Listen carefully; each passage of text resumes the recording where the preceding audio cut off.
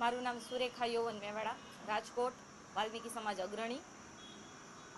હું જાણું છું કે આપણે અત્યારે 5, 6 અને 7 જૂનના રોજ જે બાબા બાગેશ્વરની જે કથા થવા જઈ રહી છે એની હું એક સાક્ષી છું કે જ્યારે રાજકોટમાં આપણે જાણીએ છીએ કે અગાઉ એક કથા થયેલી એ દરમિયાન લોકોને જે પરચા આપેલા એક પરચો એમાં પણ મને પણ મળેલો છે.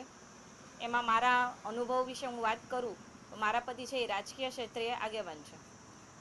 એમને જે સપનાની હું વાત કરું તો એ અમારા ઘર પૂરતી જે વાત હતી એ એમણે જાહેર સભામાં બધાની વચ્ચે મીડિયા સક્ષમ રજૂઆત કરી છે. એટલે મને એ ઉપરથી એવું લાગે છે કે આ બધું સાચું છે, કેમ કે જે અત્યારે નામ આપણે જાણીએ છીએ કે જે વિરોધ ચાલી રહ્યો છે આ બધું માત્ર ને માત્ર એક પ્રપંચ રચી રહ્યા છે.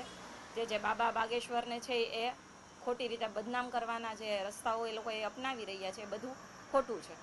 સાથે સાથે એક વ્યક્તિગત અનુભવની હું વાત કરું તો જે વ્યક્તિગત અનુભવ હું મારો રજૂ કરું એ દરમિયાન જેને વ્યક્તિગત અનુભવ થાય એ જ આ જાણી શકે, નહીતર તો બધાને ભ્રમ જ લાગે છે. જ્યારે આપણે લાખો પબ્લિકની વચ્ચે જ્યારે મને બોલાવવામાં આવે છે ત્યારે એ મીડિયા વચ્ચે જ થાય છે બધું. કોઈ પર્સનલી કોઈને બોલાવીને કે કોઈની પાસે નામ લખાવીને જે આ બધા અત્યારે અન્ય લોકો વાત કરે છે જે વિરોધીઓ એમ કે છે કે ભાઈ આ બધું નામ ક્યાંક લખાવા પડતા હશે, ક્યાંક કોઈ ક્ષેત્ર આગેવાનો હશે એને જણાવવું પડતું, પણ આવું કોઈ પણ રીતે સક્ષમ નથી.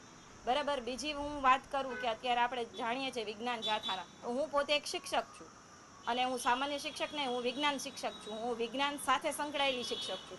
મેં અનુભવ્યું છે અને મારી જાતને મેં એ સ્વીકાર્યું છે કે આ બધી વસ્તુ છે જે બાબા બાગેશ્વર છે યાની ધીરેન્દ્ર શાસ્ત્રી જે કથા દરમિયાન જે પરચાઓ બારે પાડે છે એ કોઈ અંધશ્રદ્ધાનો વિષય ઉત્પન્ન નથી કરતા.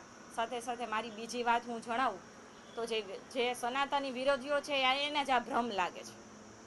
બરાબર. સનાતનના જે અપનાવે છે એને સ્વીકારે છે કેમ કે એને અનુભવેલું હશે એટલા માટે. હા, હું પરસોત્તમભાઈની ઓફિસે ગઈ હતી. એ દરમિયાન મારી પાસે મીડિયા હતું ને મારે મીડિયા સક્ષમ આવવું પણ નહોતું. એટલે એમણે મને સામેથી એમ કીધું કે બેન તમે મીડિયામાં આ વાત રજૂઆત કરો. એટલે મેં એમને કીધું કે સાહેબ ત્યારે મને એમણે એમ કીધું કે બેન તમે કઈ હેસિયતથી મારી સાથે આ વાત કરો છો. એટલે મેં એમને કીધું કે સાહેબ અમે કોઈ હેસિયત તો તમારી જેટલી છે નહીં, તો મેં એક નાગરિક તરીકે તમે જેમ જાગૃત નાગરિક છો એમ હું પણ એક જાગૃત નાગરિક છું. એટલે મેં તમને આ વસ્તુ જણાવવા માટે આ મીડિયમનો આજે હું માધ્યમથી તમને એમને જણાવવા માંગુ છું. મને જે અનુભવ થયો એ દરમિયાન મારી પાસે અત્યારે હાલમાં વિડીયો બી છે અને મારી પાસે જે પરચો છે એનો મારી પાસે ફોટો પણ છે. વિડિયા દરમિયાન મારા જે પતિ છે યૌવન મેવાડા એ ભારતીય જનતા પાર્ટી સાથે સંકળાયેલા વ્યક્તિ છે. એમનું જે સપનું છે એ એમના પૂરતું સીમિત હોય, કોઈ જાહેર જનતાને ન ખબર હોય કે બાબા બાગેશ્વરને ન ખબર હોય.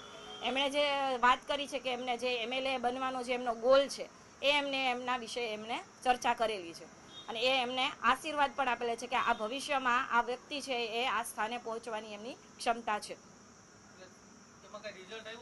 હા, મારા હસબન્ડ છે એ રાજકીય ક્ષેત્રે અત્યારે પ્રયત્ન જ છે. 3 વર્ષ નહીં પણ 3 વર્ષ તો અત્યારે પરછો બારે પડે, 15 વર્ષથી એ ભારતીય જનતા પાર્ટી સાથે સંકળાયેલા છે અને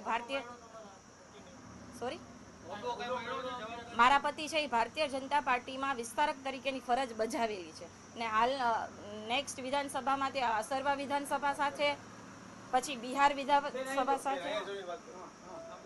વિધાનસભા સાથે તેઓ કામ કરીને આવેલા છે.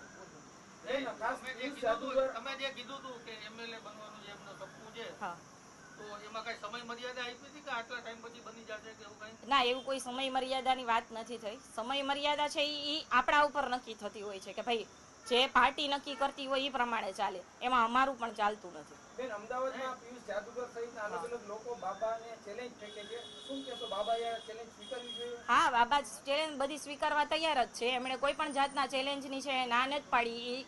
એમણે એમ જ વાત કરી જેણે જે ચેલેન્જ આપી હોય એ જ્યારે કથા થશે, જ્યારે દરબાર ભરાશે એ દરમિયાન આવે અને એ એમનો સામનો કરવા તૈયાર છે. હા, રિઝલ્ટ એ પહેલાનું મળેલું છે, પરછી તો એ પછી પડી.